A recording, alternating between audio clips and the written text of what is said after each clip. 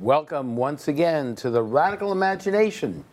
I'm your host, Jim Vrettos. I'm a sociologist at John Jay College here in New York, and our show is on every Sunday evening at 8 p.m. on MNN, and is repeated every Thursday evening on MNN4, also at 8 p.m. It's terrific to have you back as we continue our efforts to radically imagine and bring about a progressive and transformative world of radical love, economic, and political justice. As we imagine these possible changes, many of us, and some more than others, daily come face to face with a police and criminal justice reality that seems to be operating to make sure that those radical yearnings never come to fruition. Others cannot imagine reducing the force and power of that system, feeling that it's the only reality keeping them from further chaos and violence. One person's catastrophic experience of the criminal justice system becomes another's salvation. And yet, as America is convulsed by continuing and blatant acts of police brutality and killings, punitive cruelties of mass incarceration and solitary confinement, and racially class-directed policies such as stop and frisk, wars on drugs, and broken windows, it seems to be going through one of its relatively infrequent periods of questioning and introspection of that very system. Driven by mass discontent, deepening frustration, and anger by those young people most affected by these policies, there is a growing debate about the structure, purpose, and functionality of the criminal justice system. That powerful apparatus of mass control created to maintain what the political, economic, and moral establishment feels is a necessary and just order. The debate goes on. The New York Times reported in a December 11, 2015 piece that a delegation of top American police officials visiting Scotland had been rethinking their rules on use of force and shifting their thinking on police culture, tactics, and training. The Americans learned that their counterparts in Scotland embraced their roles as guardians of the community, not warriors from a policing subculture. In Scotland, the basic fundamental principle, even in areas where there's high levels of crime and high levels of social deprivation, is its community-based policing by unarmed officers. They police from an absolute position of embracing democracy. The American delegation emerged from the visit agreed that one thing was clear: we must do better. Imagine that. Our guest tonight has been in the forefront and cutting edge for over 40 years of trying to reform the criminal justice system and make it better. He's been an activist, community organizer, and public policy advocate in New York City, serving as executive director of the Correctional Association, and founded the Police Reform Organizing Project, PROP, in 2011. PROP has dedicated itself to exposing discriminatory and abusive practices of the NYPD that routinely and disproportionately affect our city's low-income communities and people of color. So I'm so pleased to introduce Bob Gangi as our guest tonight on the Radical Imagination. Pleased to be here, Jim. Thank you so much for being here. And tell us a little bit how you've become involved in these sorts of activities. Where did your activism get started? I think there were a number of factors. One was I was politicized by the 60s. I am sufficiently old to have experienced the 60s as a young man, and along with literally millions of other young people, was educated about the terrible deficiencies in our country. America has many great things about it, and unfortunately many terrible things about it. And in the 1960s, the things that came most powerfully to light that were obviously serious problems from a moral perspective and other perspectives was the war in Vietnam, which was an aggressive act of imperialism that served no useful purpose, including the United States' own interest, and the coming to light, the racist practices within our government and within the rest of our society mainly regarding people of color, mainly regarding black people. And so during that time, I made a decision that if I could, I wanted to dedicate my life, my professional life, to working on racial justice and social justice issues. I was also raised as a Catholic, and I took very seriously less the regulations about when you had to go to church and whether you had to follow certain institutional rules, and more the teachings of Christ about how you're basically supposed to love your fellows, your brothers and your sisters, and you're supposed to be taking care of people. And there's a profound social justice message in that. And then also, so it's moral and social. Right, yeah. And I was also raised in an Italian Sicilian family, and my family was very, the people in my family were very, they might sort of say things and subscribe to things that were represented a certain kind of bias against other ethnic groups. But they treated everybody who came into their orbit warmly and in a friendly way with a generous spirit. And so I took that more seriously than whatever they would verbalize about black people or Jewish people, or the favorite bugaboo of my family was the Irish people. Really? Okay. So I think those were traits that were instilled in me during the course of my growing up and becoming a young man. And when you get involved with criminal justice issues, as I did in my first job, my first paying job was, there were young people assigned by the city to work in different low-income neighborhoods in the city to help disperse gangs that had developed in the late 60s and early 70s. And so I worked in 65, 66, 67. I worked among low-income black and Latino youths, trying to help them make a better life for themselves. And one of the things that became clear to me almost immediately was, for certain of the young people I was working with, there was almost no hope for them to make it into mainstream society. They had dropped out of school. What neighborhoods were you working in? This was actually now a gentrified neighborhood. West 84th Street, back in the 60s, was a very, very rough neighborhood. It's 2 blocks from where I live now on West 86th Street. And the young people I work with, particularly the boys, but the girls too, followed this pattern, dropping out of high school, getting involved in some kind of criminal activity, whether it was drugs or fighting or street muggings. And it was all part of the steps of their growing up. Just like when I grew up, I was going to go to high school, I was going to go to college. That was the sequence of things for me. And you were a New York City kid? Yes, born and raised in New York City. Born in Brooklyn. Brooklyn, okay.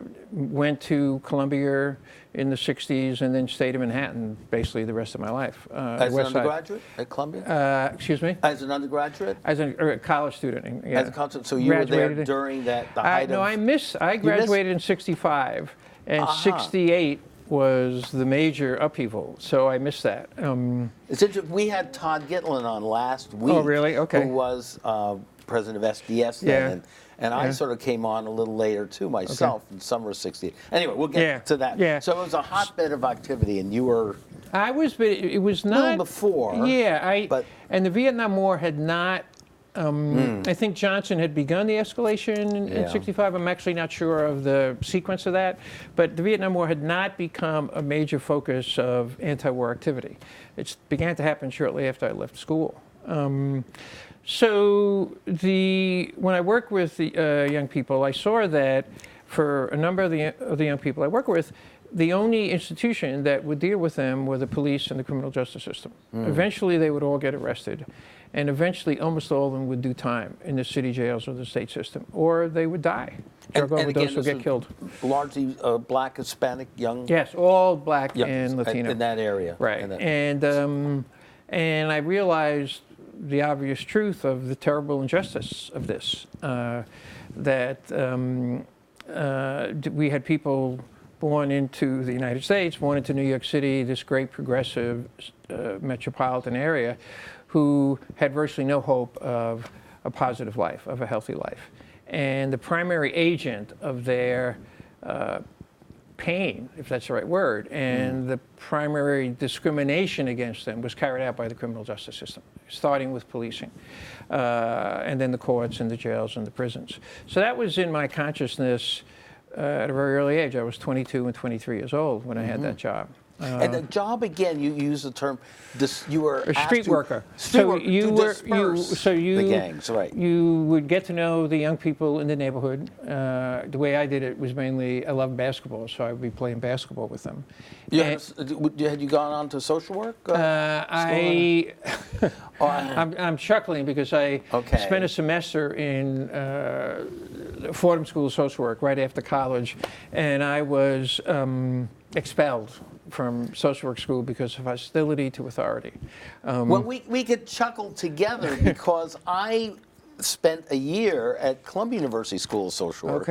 And I couldn't take it, and I wasn't expelled, but I expelled myself, let's put it that way. But in the course of that, I met Richard Cloward, who was also involved, as you know, with mobilization for youth and establishing the first war on poverty program in the early 60s, also attempting to increase legitimate avenues of opportunity so that gang delinquency rates went down. Yeah, so I was working more. Cloud was more political and more organized for people for political purposes. In that job I had, I was working with young people. I was, in a lot of ways, innocent youth. I was 22 years old. I wasn't much older than the young people I was working with, who were 16, 17, 18, 19, and became acquainted with how difficult their life was, the disadvantages and handicaps that they encountered in their lives.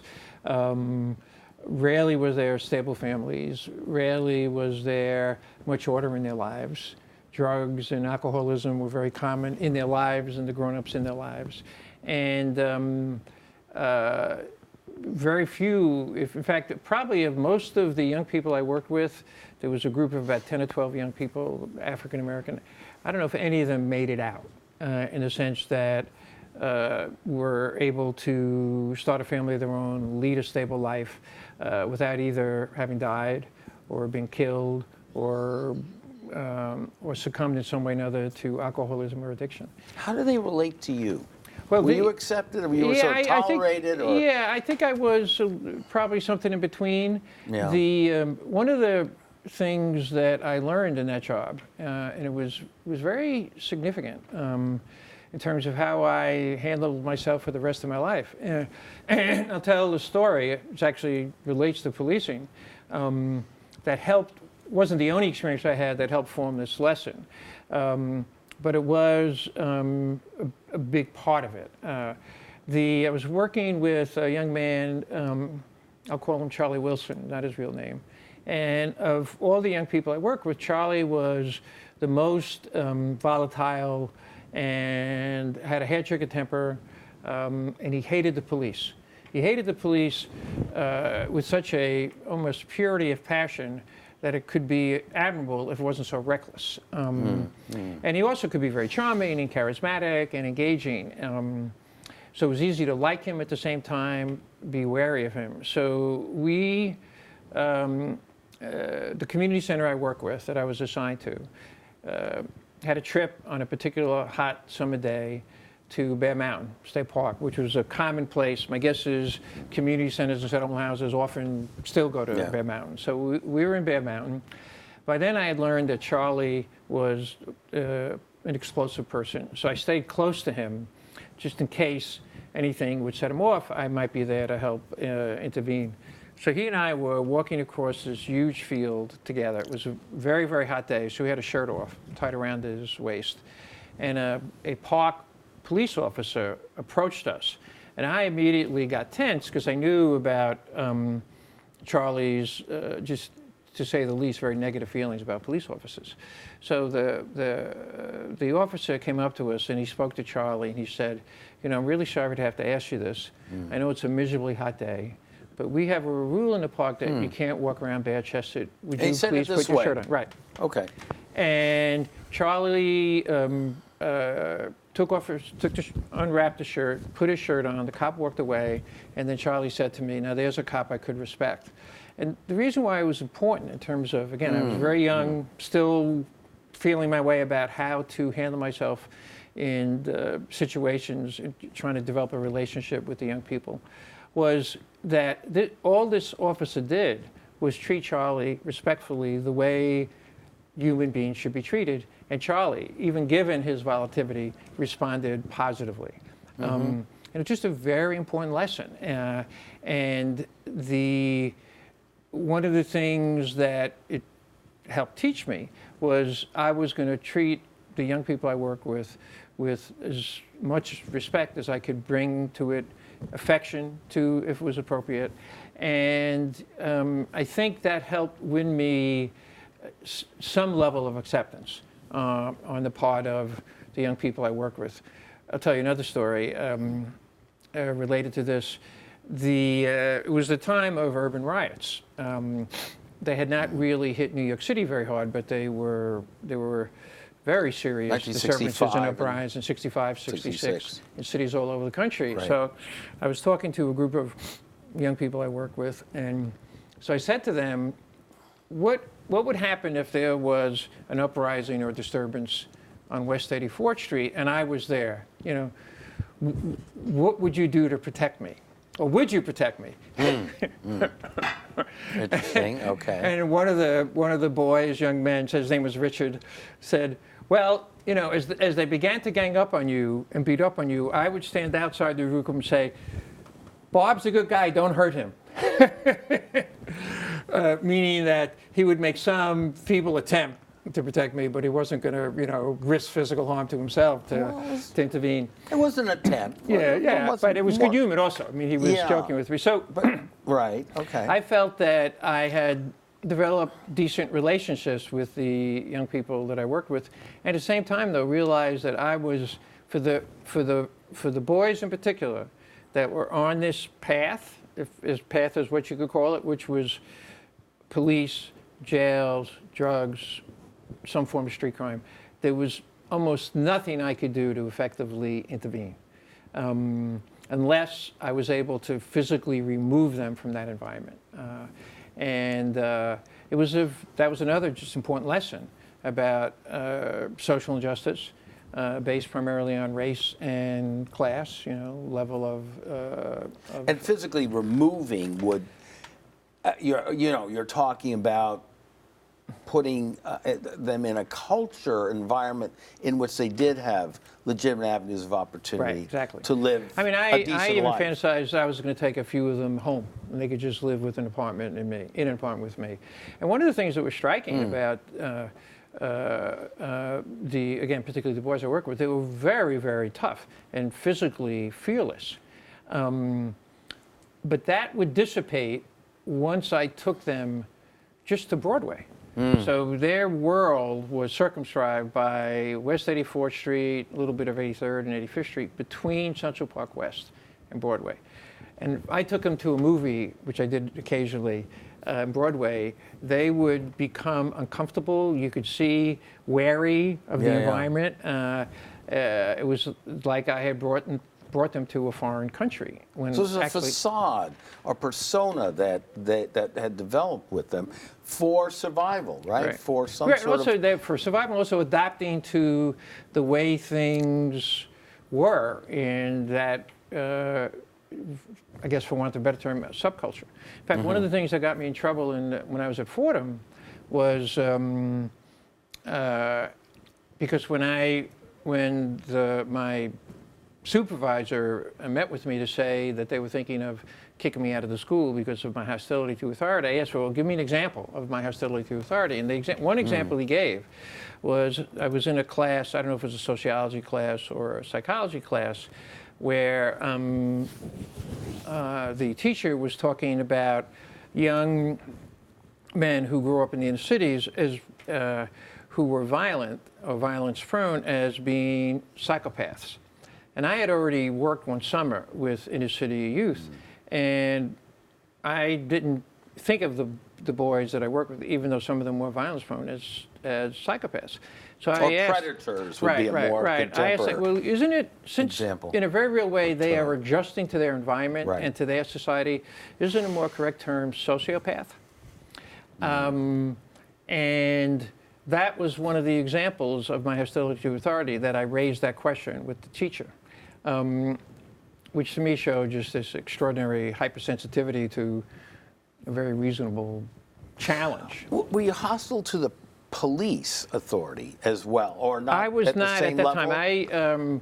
You saw them as there was what? Well, there were a allies? couple incidents. There was an incident at Yankee Stadium where actually, and Charlie was in the middle of it. This boy that I just spoke about, where without going into the specifics, it ended up with a number of the stadium cops attacking the boys that I had brought to the ballpark. It was an outing, and it was a mini police riot. And it was my first experience with just excessive force and just completely inappropriate and brutal behavior by police officers. And I found out some of the stadium cops were off-duty police officers. So I was right in the middle of that and basically grabbing police officers and removing them from being on top of the boys that that I had brought. So What happened to you? Well, we got thrown Yeah. out of the ballpark. Yeah, But bad. interestingly enough, while all this was going on and we were being quote unquote escorted out of the ballpark, somebody from the Yankee team's community relations ran up to us and said something like, What's the matter with you guys? What are you doing causing this problem? And I said to him, we did not cause this. Your police officers caused this. And he ended up believing me. And we got 10 tickets to another ball game. I was still disappointed because I was a big Mickey Mantle fan. And in the 8th inning of the game that we missed, he hits a home run to win the game. So. Yeah. And then I had another experience out in the street where some of the boys I was working with got involved in some kind of fight, a couple of them fighting. And then a couple of cops showed up and, again, behaved inappropriately when pushing people around unnecessarily.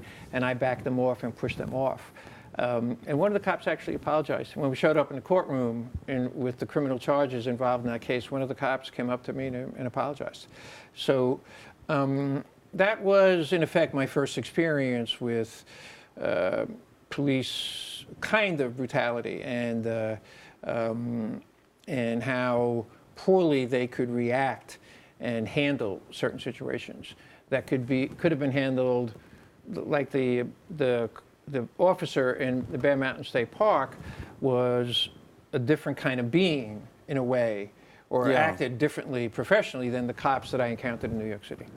It sounds like you had a growing empathy for each side, in a sense, which you've continued to carry on, haven't you, in your work today? I don't know about empathy with the other side. I mean, or beginning an attempt to understand each other's behavior in interaction. Right. I mean, I think most police officers, most people become police officers, don't become police officers so that they could treat people abusively.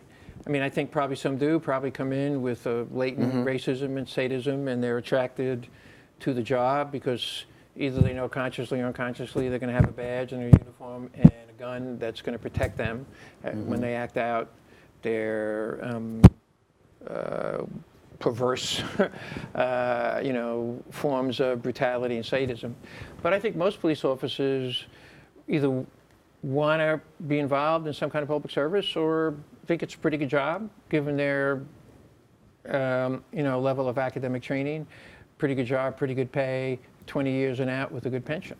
And they're not ready for, I think a lot of them are not ready for what you have to do as a police officer in New York City in order to be successful within the department, which is basically you have to meet your quota and you have to apply the principles of broken windows policing, which is inherently racist and abusive policing tactic. So we want to understand this a little more historically here. This is before the great wave of mass incarceration. Right. Which really began in late early 60s, 70s. early 70s, Right. and so on. And it's not the heyday of broken windows yet. Right. Right. Well, the policing, It was called I mean, a different, yeah, right. all kinds of Policing different things, though, always targeted, in one form or another, vulnerable populations. Always. Economic, Right. disenfranchised, and so on. Why do you think that's been the case? Why has that been traditionally the role? Why? This is going to, I think, I'm going to paint the brush too broadly, but the police departments have always been used as instruments of the powers that be to contain and control marginalized populations or populations that didn't quite fit in to a certain kind of bourgeois middle-class value system. I'm Sicilian and Italian, and in the 1950s, for example, obviously before the more liberal policies of the 60s and before mass incarceration policies began to be put in place in the 70s, Italians were the largest ethnic group locked up in New York State. Really? And okay. So the policing always, in one form or another, targeted low-income people, marginalized people. Never to the extent that Black and Latino people are targeted now. I mean, now the racism is so deep and so blatant, and unfortunately so accepted. In the sense that when there's an outcry, it's almost always about an egregious act, where they would have to be an outcry. You know, the video of the killing of Eric Garner, the video of killing of the 17-year-old boy in Chicago, where you see a police officer shooting down a young man who's moving away from him. And then you also find out in the case of the Chicago incident, the powers that be in the city sat on that video for 14 months in a clear example of what was a cover-up.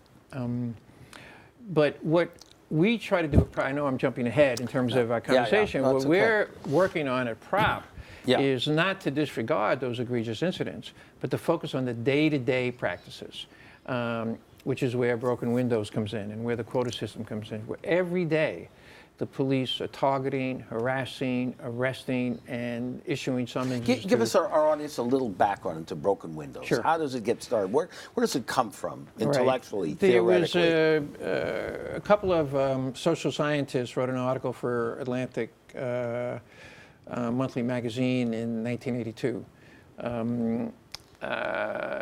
James Q. Wilson was one of the authors.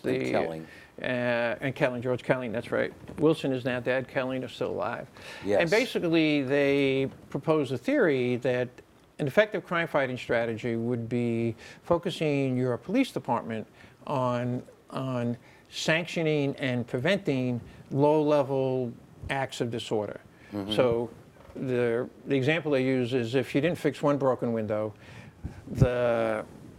eventually people in the neighborhood would break all the windows. So if you didn't arrest one aggressive beggar, it would contribute to more graffiti, but also more serious offenses like murder. More antisocial behavior would grow. Right. Epidemic. And it's a theory that's never been proven to be effective. Empirically or any other way. Bill Bratton, who's now the commissioner, who is the most well-known proponent of broken windows policing, even acknowledged, there was a recent profile of him in the New Yorker magazine where he acknowledged that it's never been proven to be effective, but he believes in it because he believes what he sees.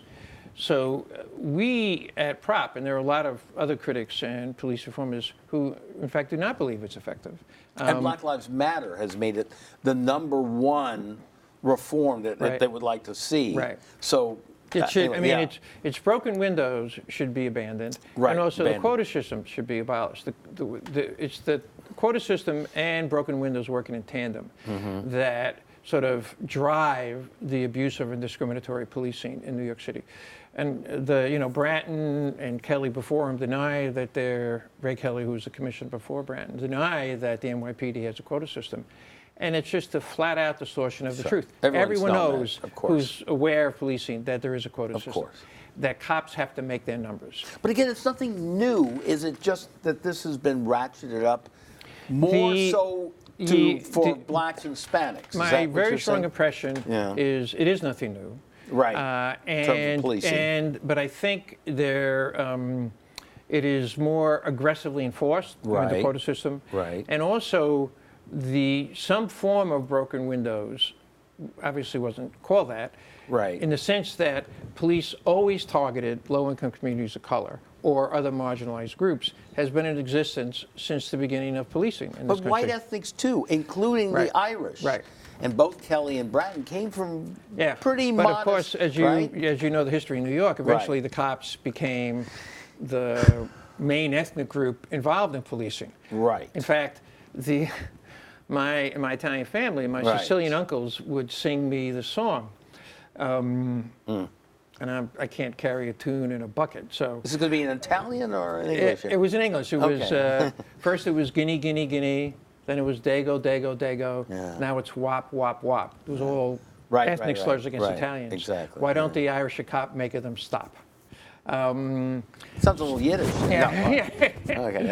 I'm sure the Yiddish and Italian. So you're right. Every marginalized group was targeted by policing, and in fact, because we've begun to take a look at this, the racist history of the NYPD. When the NYPD was formed, it was established in 1845. So now, 171 years ago, because we're in 2016.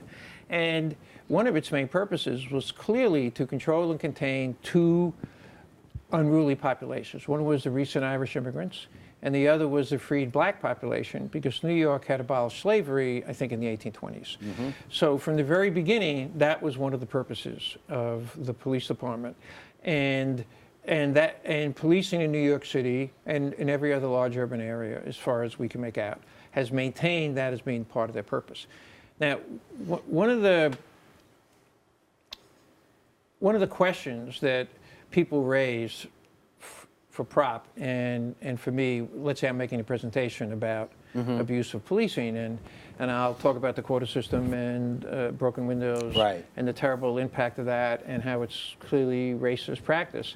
And occasionally somebody will ask, well, we know what you're against, what are you for? So if I don't say, just shut up and try to answer in some kind of thoughtful way, what I began to do, and it's a little bit cute on my part, but I think it's still on point. Well, I'll ask the people in the audience, how many of you watch cop shows on television? So a lot of people raise their hands, including me. And then I say, that's what we want the NYPD to do. Do you ever see a cop show on television where police officers, in order to make a quota, are arresting black male teenagers at 2:30 in the morning because they have a foot on a subway seat? Do you see police officers arresting a young black man who's drinking a beer on a stoop? That's a great point.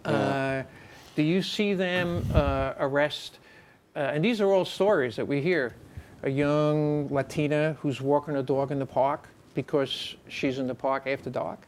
No, what you see them do is investigate serious crimes and devote their energies to catching the perpetrators who hurt people, who do damage to a community.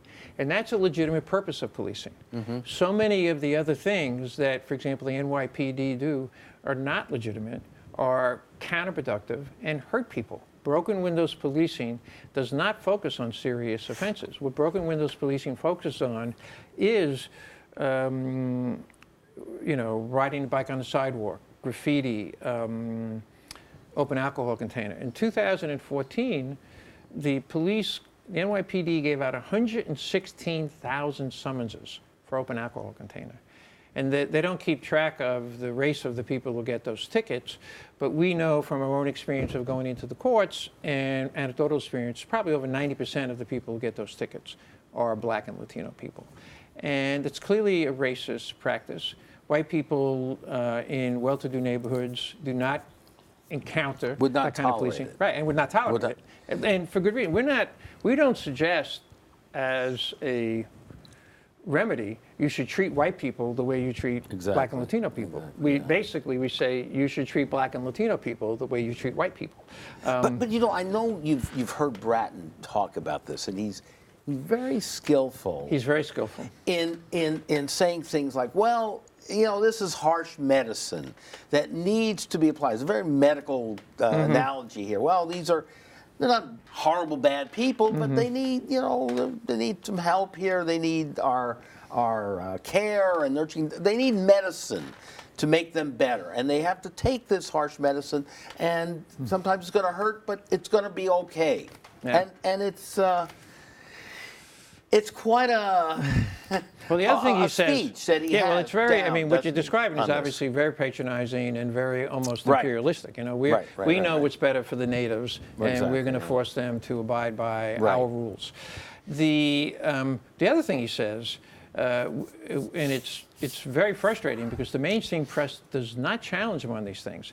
He'll say things like, we are only responding to what the community wants. Right. So these are responses to 911 calls and 311 calls. And what the press should say to him, and if I ever had a debate with him, I would say, and I'll use the number I just used, in 2014, the NYPD gave out 116,000 summonses for open alcohol container. Are you claiming that there were 116,000 311 calls or 911 calls about somebody carrying an open alcohol container in the street? Cops gave out nearly 75,000 tickets to people driving a car with something called tinted windows. 75,000 tickets. Wow. And so you're saying there were 75,000 phone calls from people who... 311, yeah. Right, no. So we know that these policies don't come from your response to the community. They come from One Police Plaza. They come out of your own judgments about how policing should be carried out and to give you the benefit of that, what you think is good for the city. But what you're doing hurts people. But on the other hand, let's be fair about that. He's hired by a supposedly progressive mayor. Now, what do we say about that? And again, your organization is trying to reform that system, and one would think, well, you have a reform mayor in there, and yet that mayor is... Yeah, de Blasio is... So what do we do? De Blasio how do you work with this? Similar to a lot of liberal politicians. If you look at Clinton, who was kind of a liberal, and Sir Mario Cuomo in New York State, who was reputation of being a liberal. Even Barack Obama, or lately Obama, is talking more openly about these issues. Most liberal politicians, mainstream liberal politicians, basically go into the tank on criminal justice issues. So de Blasio will say, we got the early childhood education programs, we're working on affordable housing, we're trying to deal with the homeless problem in a way that's humane. But on policing, he's completely embraced Bratton's approach, completely embraced broken windows policing. And much more of the resources are there in law enforcement. And that's where so we actually, I mean, we call ourselves a police reform organizing project, but I'm more and more thinking that the word reform doesn't capture what we're after. We're after fundamental change, so that the change that we're promoting, if it was implemented, the NYPD would be virtually unrecognizable. Because what we're saying, and when we say abandon broken windows, abolish the quota system, we're also saying significantly reduce the resources and the personnel of the police department, and take some of those resources and the responsibilities they now have and give them to other government agencies or neighborhood service organizations that could better address the problems that we now, for one reason or another, leave to be the purview of the police department. So, for example... Of course, de Blasio did not take that advice. Wanted, 1,297 more... 1,297. More police, so, which he got. For example, police should not be the first responders when there's a problem with the mentally ill person in the community. Yeah. Police right now are responsible for regulating street vendors and pedicab drivers. That should be the Department of Health or the Department of Consumer Affairs. Right. Police are responsible, the NYPD is responsible for school safety. 5,000 school safety officers in the public schools in New York City who are personnel of the police department. That's more than the number of school social work counselors in the system. We should probably just totally eliminate the vice squad. And the kind of stories you hear about the vice squad is putting pressure on sex workers to provide sexual favors to them in return for release or in return for drugs. So it inherently corrupts many of the police themselves. Right. So we're calling for no mainstream politician, liberal or not, progressive or not, is going to support or embrace. What mainstream politicians support will be more training, which research and experience shows has no effect whatsoever.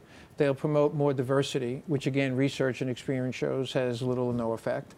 Because even African American Latino officers, even women officers, in order to succeed within the NYPD, you have to get with the program.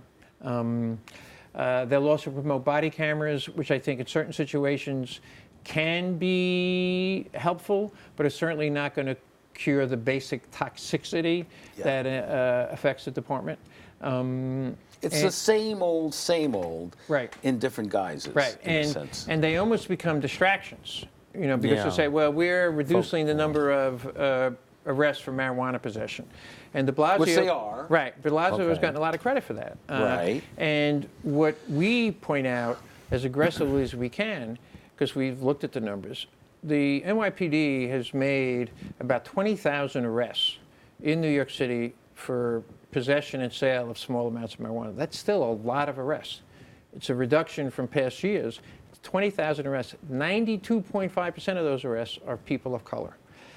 92.5%, even though research shows that white people in New York City use and sell marijuana in numbers similar, even greater, than people of color. It's a blatantly racist law enforcement approach.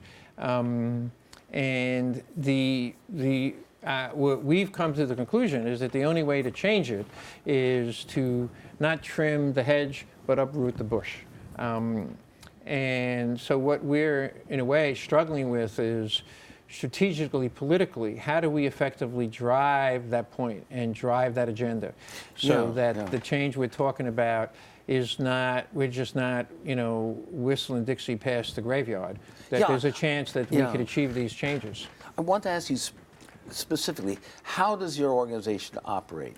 How do you go about organizing all of this stuff, the research and so on? Right. And how can people in the audience get involved, perhaps? We, unfortunately, have not raised a lot of money, so almost everybody who works for us is, in effect, a volunteer. We don't pay me, and that's not because I don't want to be paid. We just haven't raised enough money to pay me. Most of our work is done by myself and other volunteers and interns. We occasionally have had some paid people on staff. We're going to bring some paid people on later on this month, and basically they're college students who are still going to college, and we'll pay them a modest salary to work for us part-time. So the work is done, and I do feel good about how much we've been able to do on a kind of shoestring budget. Absolutely. And it's, so we do the court monitoring work where we go into the arraignment parts. The arraignment parts are an important part of the criminal justice apparatus because everybody gets arrested in New York City has to be arraigned. So you go into the arraignment parts on a sufficiently regular basis, as we do, and you'll get a very good idea, an up-to-date idea of who the cops arrest and what they're charging them with. So the court monitoring project is a central activity for us, and we do recruit volunteers to help us with that. Right now we have probably about 5 or 6 people who are working on that, and we would like more people. And the best way is to contact us is you can go to our website, thepolicereformorganizingproject.org. You can call me, 917-327-7648, 917-327-7648.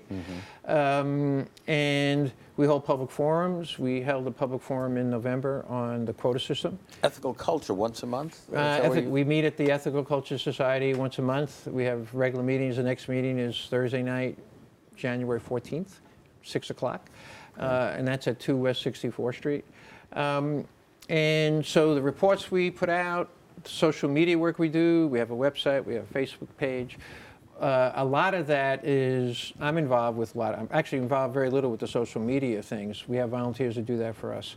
Preparing the reports, I work with interns and other people. And the interns and volunteers, mostly young people, and occasionally some older folks. How about Black Lives Matter? We don't have, I'm not that I wouldn't want to. We don't have a relationship with Black Lives Matter in New York City. Seems like a natural. Yeah, it is a natural. We have a relationship with some other groups. Our closest relationship is with a group that's called the New Yorkers Against Bratton. And they're also, we with them formed a Coalition 10 Broken Windows. And I know some of the people in the New Yorkers Against Bratton have relationships with the Black Lives Matter people, but we, at least I, don't directly at Prop. We're beginning, even though it feels far away, and it is far away, we're thinking of a strategy for the mayoral campaign in 2017, because that will be an opportunity for us to take advantage of the fact that there's going to be a wide open debate about hopefully every important issue. And we have already, and we will continue to issue a direct challenge to de Blasio, who claims that the main purpose of government is to eliminate the social and racial and economic inequities that persist in our society. Well, broken windows policing probably is the most problematic government practice that drives inequities.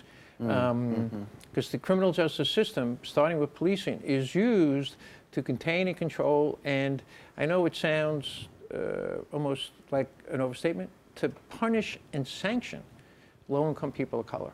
It's just undeniable. And part of our challenge is to force New Yorkers, and really America, to accept that reality about itself.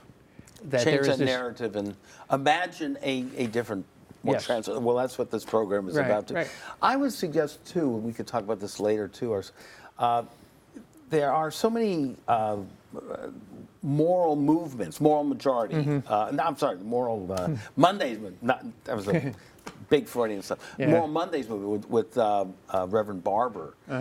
Again, this is sort of a natural for this because, again, I was so struck by your analysis and making the links, as we tried to do in the 60s too, the politics, the economics, and the moral transformation that is necessary there. We've decided as a tactic to emphasize the moral aspects of this issue, because we don't think, even though there's enormous waste, we don't think that's going to drive the change. And we're taking our lesson from the 60s. The anti-war movement and the civil rights movement was driven by moral passion, not what made our society more effective or efficient.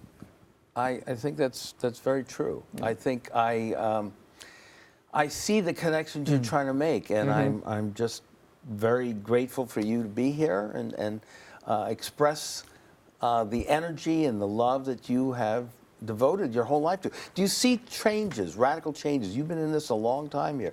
Are you hopeful? I am hopeful.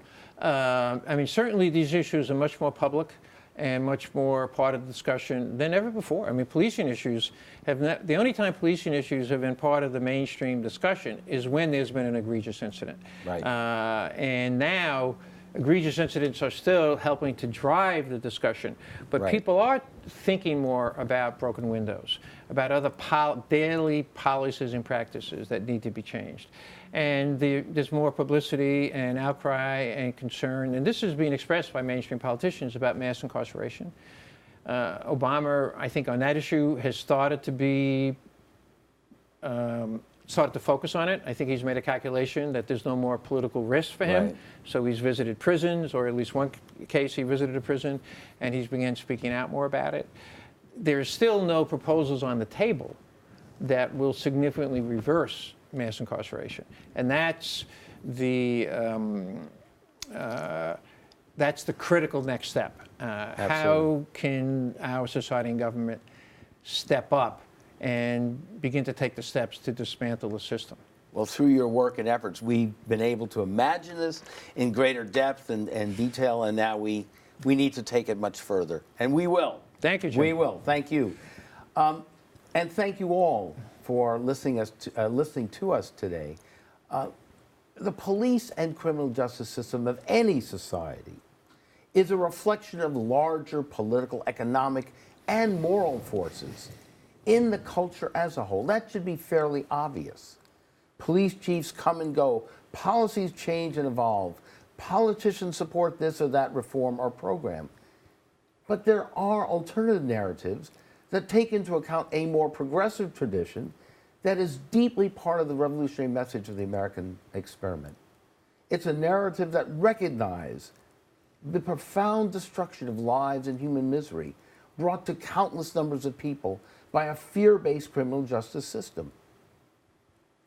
As Bob has argued, we need an alternative narrative of prophetic, radical love and a progressive tradition that focuses on our common humanity and is capable of understanding the hurt in those communities as well as the abuse and exploitation of the police. That tradition realizes a system that doesn't create economic, political, and racial justice in the larger culture, while at the same time expecting the police and criminal justice system to control poor minority members of that order, is also responsible for enormous destruction and spiritual misery of many in our police force. Police chiefs, mayors, politicians should realize that they are perpetuating similar policies and prejudices today that their own largely white ethnic communities faced in earlier periods of American history. These policies further estrange the police themselves and have produced dramatic increases in police killings, officer shooting injuries, another depressing indication of the breakdown and destructiveness of the dominant fear-based paradigm. Surely mayors and other political leaders, but especially police commissioners, are aware at some basic level of their being the impossible moral and political position the system has expected of them. It's difficult but necessary to guard against piecemeal efforts and reforms that will only continue to perpetuate cycles of abuse and violence in another form. A stop and frisk policy may taper off from one political administration to another, but broken windows, zero tolerance, and so-called reforms continues the chain of destructiveness and dysfunction.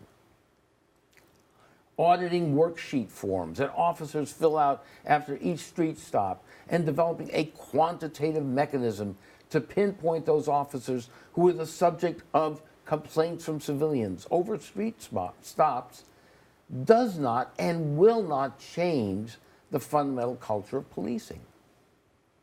Focused deterrence is another perceived reform that sees itself as going after a small cohort of young men responsible for most of the violent crime in minority neighborhoods, instead of the harassing innocent bystanders in an effort to score easy arrests, as was done and is still being done under stop and frisk. But if you look at President Obama's philosophy of war, it is also focused on the perceived bad guys. We've decimated al-Qaeda's leadership, overthrew the Libyan dictator, ramped up drone attacks in Pakistan, authorized the assassination of a U.S. citizen, ordered focused surges, and of course oversaw the Navy SEAL raid that killed Osama bin Laden. It should be obvious that focused deterrence as a reform philosophy of war or as a reform policy designed to do away with crime is simply not a paradigm designed to bring about a safer or more lasting, peaceful world. For that, we need an imaginative paradigm that Martin Luther King described as seeing the great distinction between a reform movement and a revolutionary movement. As he put it, we're called upon to raise certain basic questions about the whole society. It's our common humanity that should unite us, and the realization of those in power that they gain their mandate from ordinary people in those communities. King's insistence on a radical restructuring of our society offered a positive vision of what we can strive for, a society in which all human beings of all races are treated with dignity and have the right to food, shelter, healthcare, education, and security. One needs only to look at societies and cultures that have adapted these values and see the subsequent reduction of crime and violence to understand the need of America to move toward the same transformation. Stop and frisk, broken windows, zero tolerance, solitary confinement, other policies of a fear-based, retributive criminal justice system have no place in these societies. America is again at the crossroad of its historic experiment. The choices should be obvious. More of the same violence and cruelty in different focus forms, or a true transformation and healing of humanity that radically reduces the cycle of violence and hate. Thank you all so much for joining us this evening, and thank you to our guest Bob Gangi, who against incredible odds and reactionary forces has offered over 40 years of courageous and loving service to an activist progressive tradition. This is Jim Vrettos, your host, hoping that you'll join us next week for Gina Belafonte and Immortal Technique on the Radical Imagination.